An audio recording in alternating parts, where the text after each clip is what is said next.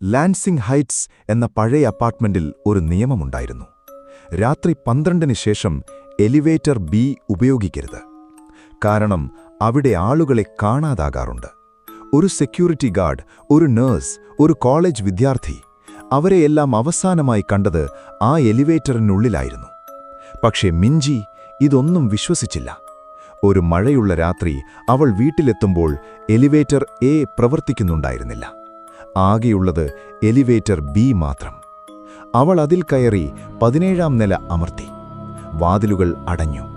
Elevator മുകളിലേക്ക് നീങ്ങി. 5, 9, 13. പെട്ടെന്ന് ലൈറ്റുകൾ മിന്നിമറഞ്ഞു. എലിവേറ്റർ ഒന്ന് കുലുങ്ങി. 2 സെക്കൻഡ് നേരത്തേക്ക് പൂർണ്ണ അന്ധകാരം. വെളിച്ചം തിരികെ വന്നപ്പോൾ സ്ക്രീനിൽ നമ്പറുകൾ കാണാനില്ലായിരുന്നു. പകരം ഒരു ചുവന്ന അക്ഷരം മാത്രം. എഫ്. ഡിങ്. വാതിൽ തുറന്നു. മിഞ്ചി സ്തംഭിച്ചുപോയി. പുറത്ത് അവളുടെ ഫ്ളാറ്റിന് സമാനമായൊരിടനാഴി. പക്ഷേ അത് ദ്രവിച്ചുപോയതുപോലെ തോന്നി.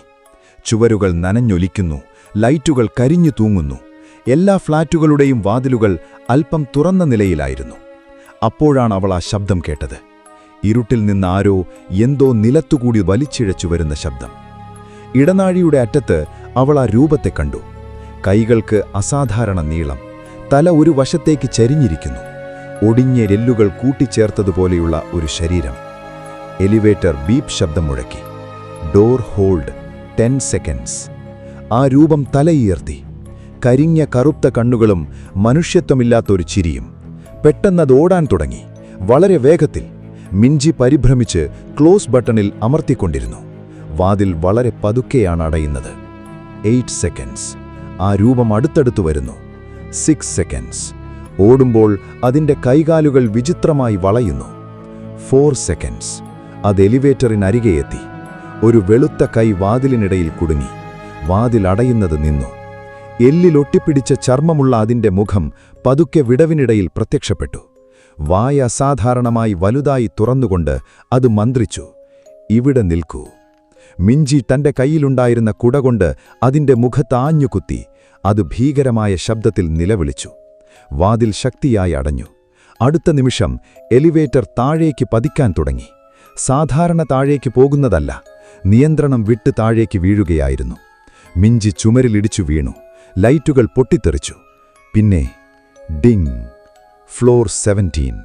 സാധാരണ ഇടനാഴി, സാധാരണ വെളിച്ചം, ഒന്നും സംഭവിക്കാത്തതുപോലെ. അവൾ പ്രാണരക്ഷാർത്ഥം തൻ്റെ ഫ്ളാറ്റിലേക്ക് ഓടിക്കയറി. അടുത്ത ദിവസം അവൾ ആ കെട്ടിടത്തെക്കുറിച്ച് ഓൺലൈനിൽ തിരഞ്ഞു.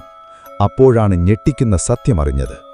1979-ൽ ഈ കെട്ടിടത്തിന് താഴെ തൊഴിലാളികൾ താമസിച്ചിരുന്ന ഒരു രഹസ്യ ഭൂഗർഭ നിലയിൽ തീപിടുത്തമുണ്ടായിരുന്നു.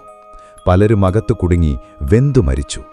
ആ നിലയെ ആളുകൾ വിളിച്ചിരുന്നത് ഫ്ലോർ എഫ്. അന്ന് രാത്രി കൃത്യം 2:09 AM ആയപ്പോൾ മിഞ്ചിയുടെ ഫ്ളാറ്റിനു മുന്നിൽ എലിവേറ്റർ വന്നു നിന്നു. വാതിൽ പതുക്കെ തുറന്നു. പക്ഷേ അകത്ത് ആരുമുണ്ടായിരുന്നില്ല. തൊട്ടുപിന്നാലെ നനഞ്ഞ കാലടികൾ ഇടനാഴിയിൽ ഒന്നൊന്നായി പ്രത്യക്ഷപ്പെടാൻ തുടങ്ങി. അവയൊടുകൾ വന്നു നിന്നത് അവളുടെ ഫ്ളാറ്റ് വാതിലിന് തൊട്ടുമുന്നിലായിരുന്നു.